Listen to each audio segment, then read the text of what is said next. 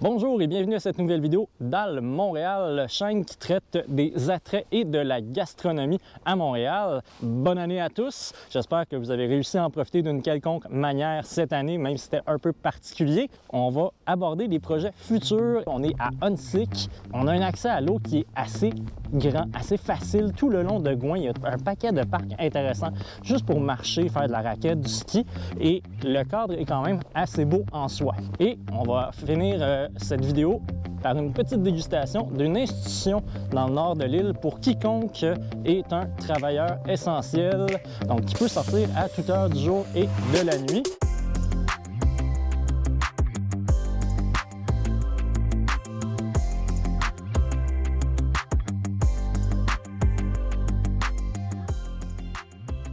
Je fais cette vidéo pour une raison bien spéciale. En fait, je tenais à vous parler un petit peu des projets futurs que je vais avoir pour la chaîne dans le Montréal. J'en ai fait beaucoup sur la restauration, les attraits à Montréal ou ce qui distingue Montréal d'autres villes. Là, je vais essayer de sortir de ce champ-là un petit peu au courant de la prochaine année pour aller vers des producteurs locaux à la place. Donc, c'est des gros projets qui ont demandé beaucoup de temps et parfois d'investissement également. Il y en a un que j'ai mis un petit peu sur la glace malheureusement, mais qui va sortir en fait dès que les bars vont réouvrir parce que j'ai fait une vidéo sur les microbrasseries de Montréal à Bécomo. Pour les autres projets, j'ai en fait contacté deux producteurs de produits locaux. On va commencer par quelque chose d'assez trendy, façon de parler. On va commencer par les spiritueux au Québec. Donc, j'ai contacté une micro-distillerie pour aller voir un peu le processus puis goûter à ces nouveaux gins-là. Moi, je suis déjà assez content que j'ai eu une réponse assez positive. Puis, c'est un entrepreneur, ou en fait, dans ce cas-ci, un repreneur, parce qu'il a récupéré, ou en fait, il a racheté ou se réinvesti dans l'entreprise familiale, donc sur la terre familiale. Donc ça, vraiment, j'adore l'idée. Autre projet qui distingue un peu le Québec, bien, quand on parle du Québec, quand on vient en voyage, bien, le 3/4 du temps, les gens ramènent du sirop d'érable. Bon, vous voyez arriver à 4 km à l'avance, je m'en vais chez une famille productrice de sirop d'érable et ils n'ont pas nécessairement une cabane pour accueillir des gens, faire du gros commerce comme on peut des fois voir sur la rive nord de Montréal ou en Estrie, mais c'est vraiment quelque chose de local, donc pour eux, et ils vont produire et transformer leur sirop qu'ils vont distribuer sous différentes formes dans les commerces alimentaires des environs. Projet très très cool. J'ai eu un bon contact avec toutes les personnes que j'ai rencontrées pour ces 3 gros projets-là jusqu'à présent. Dernier détail aussi, plus tard dans l'année, je vais vous amener dans une attraction assez typique qu'on peut faire en famille facilement, qui va malheureusement nous donner souvent mal au ventre parce qu'on va trop en manger, trop en manger. S'il y a des types de gastronomie ou des restaurants ou des attractions ou des événements que vous voulez que je couvre sur cette chaîne, n'hésitez pas à les mettre en commentaire.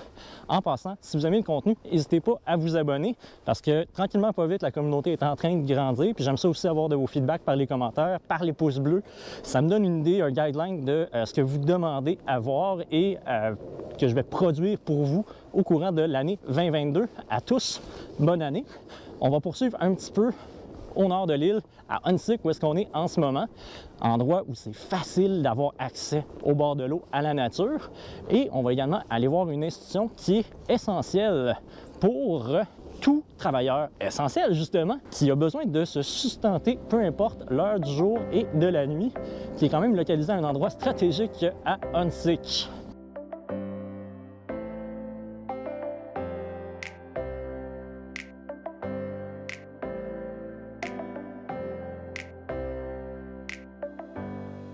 Quand on parle de restaurant 24 heures à Montréal, bien des gens ont un seul nom qui vient en tête à la bouche rapidement et c'est La Banquise sur le plateau sur Rachel. Mais c'est pas là que je vous amène aujourd'hui parce qu'on est au nord de l'île et les gens du nord de l'île ont une autre idée en tête d'habitude quand on cherche un restaurant 24 heures au nord de l'île, bien ça va être chez Polo et Suzanne qui est placé de manière stratégique, qui est situé juste en face de l'hôpital Sacré-Cœur, endroit où j'ai quand même besoin de me rendre assez souvent, donc je connais assez bien l'endroit et je vois de nuit quand même beaucoup de police, beaucoup d'ambulanciers, même des pompiers qui vont aller manger là ou des travailleurs essentiels comme on a de besoin en ce moment. En passant, bravo, continuez votre bon travail.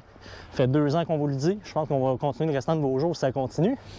Je vais demander en fait simplement le plat le plus populaires de la carte, peu importe c'est lequel, ça va être au choix du chef, ça ne sera pas compliqué pour aujourd'hui. Et je vais pouvoir le déguster dans la voiture avec un outil artisanal que j'ai reçu comme cadeau, vraiment apprécié pour les vlogs. Je trouve vraiment l'idée très cool de vous la montrer aussi pour une première fois dans cette vidéo sur le repas 24 heures à Onsic.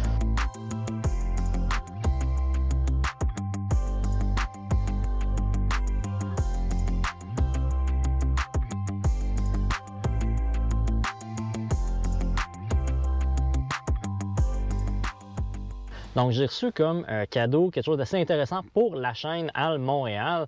Donc, c'est une tablette installée sur le volant qui est faite par un ébéniste québécois. Et j'ai été agréablement surpris, ça marche assez bien. Seul détail, il faut vraiment tourner le volant à l'envers. C'est un peu contre-intuitif, mais il faut que nos roues soient tournées pour qu'on puisse l'installer correctement. Et j'ai bien hâte de l'essayer, en fait, pour la première fois. Donc, une tablette qui vient de chez Rabot des Bois. Je trouvais ça assez cute en plus comme nom. Et la personne qui me l'a offerte a même pris le temps de mettre la signature de la chaîne HAL Montréal sur la dite tablette. C'est un beau petit clin d'œil et c'est facile à installer en plus.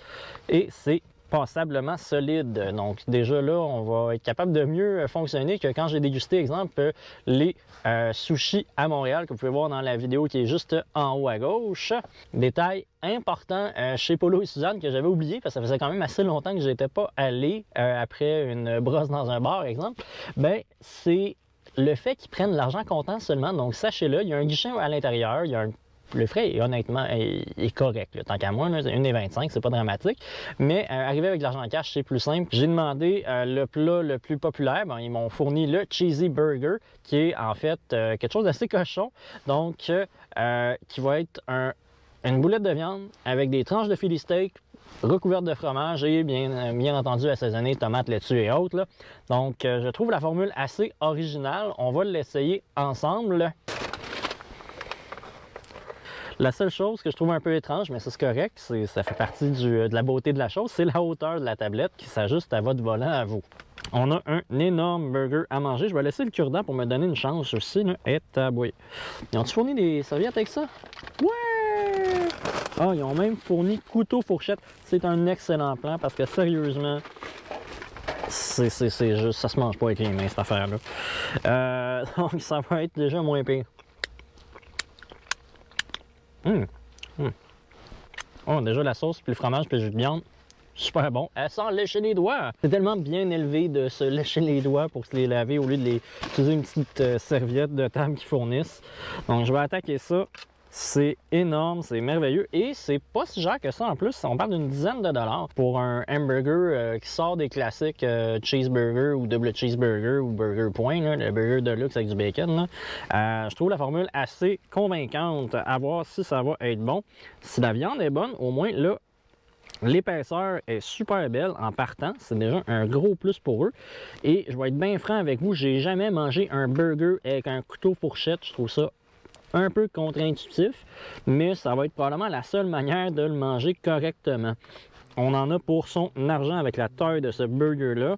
Bien évidemment, vous pouvez le commander en trio puis changer votre frite pour une poutine qui est aussi quand même assez réputée. Puis ils ont un vaste choix, dont celle qui m'intrigue, je passerai une autre fois pour la faire, c'est la poutine au poulet popcorn. L'idée me semblait assez intéressante et intrigante. Oh, puis il est généreux en fromage. Donc, il y a deux sortes de fromage. Oui, du cheddar, fromage suisse aussi qui est fondu. Puis ça vient vraiment rendre et lier tout le tout. Lier tout le tout. Quelle bonne expression, Alex! Avec des oignons caramélisés, puis des oignons frits, de la laitue. Pour un fan de burger, c'est superbe, mais c'est effectivement à manger avec couteau fourchette. C'est la première fois que je fais ça.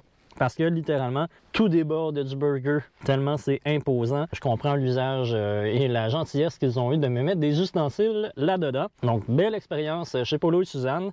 Ça fait différent de la poutine classique puis du cheeseburger. Si vous avez aimé cette vidéo, n'hésitez pas à vous abonner. C'est très important, ça m'aide à persévérer là-dedans après bientôt 1 an de création de la chaîne et lâchez un pouce bleu ou mettez un commentaire sur ce que vous aimeriez voir dans les différents quartiers. Là, on était à Onsic dans le nord de la ville. Merci beaucoup. Ciao!